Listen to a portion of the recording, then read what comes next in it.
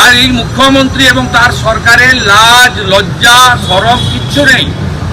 আজকে কন্যাশ্রী দিবস, কিন্তু আজকে আমাদের বোনের জন্য উৎসবটা বন্ধ করতে পারতেন মুখ্যমন্ত্রী।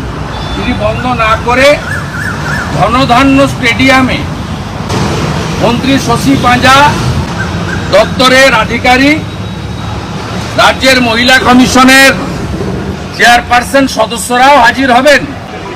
সকালবেলায় মেসেজ করা হয়েছে 3000 প্যাকেট চিকেন বিরিয়ানি খাওয়ানো হবে। আজকে মেনু ঠিক করে দিয়েছেন মুখ্যমন্ত্রী, চিকেন বিরিয়ানি। ভাবুন কোন রাজ্যে আমরা বসবাস করছি। একদিকে গোটা বাংলা বাঙালি কাঁদছে, ভারতবর্ষ সামিল হয়েছে, মহিলারা আতঙ্কিত। গতকাল খড়গপুর IITর ছাত্রছাত্রীরা রাজকাজ